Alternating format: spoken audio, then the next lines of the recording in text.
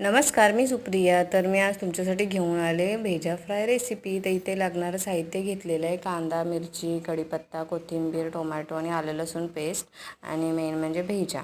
तर इथे कढईमध्ये 3 चमचे तेल टाकले. ते छान असं गरम करून घेतलं आणि त्यानंतर कांदा आणि मिरची भाजायला टाकली आणि थोडासा कढीपत्ता पण भाजायला टाकला त्याच्यामध्ये.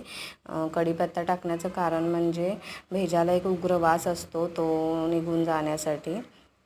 तर इथे छान असं खरपूस भाजून झाले. त्यानंतर मी त्याच्यामध्ये टोमॅटो टाकला आणि टोमॅटो टाकून मग मस्त असं मिक्स करून घेतलं.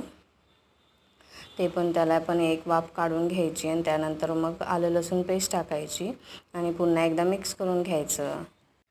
त्यानंतर त्याच्यामध्ये कोल्हापुरी लाल तिखट टाकायचं 2 चमचे, नंतर अर्धा चमचा हळद टाकायची आणि पुन्हा एकदा मिक्स करून घ्यायचं आणि मग फायनली त्याच्यामध्ये भेजा टाकून पुन्हा मिक्स करून घ्यायचं आणि सतत हलवत राहायचं, कारण भेजा तो पूर्ण त्याच्यामध्ये ॲब्झॉर्ब होईपर्यंत मिक्स करत राहायचं.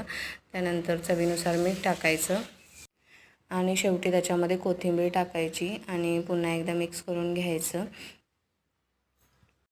मग त्याच्यामध्ये थोडासा मुंडीचा जो स्टॉक असतो ना, तो टाकून घ्यायचा. सेम टू सेम अंडा भुर्जीसारखं होतं हे रेसिपी. भेजा फ्राय तर सगळ्यांना आमच्या घरी आवडतं, पण मला अजिबात नाही आवडत, कारण त्याला एक वेगळा स्मेल असतो. तर इथे मी मुंडीचा स्टॉक टाकून घेतला आणि छान असं झाकण ठेवून थोडा वेळ शिजू दिलं आणि बघू शकता इथे फायनल लूक कसा आहे भेजा फ्रायचा.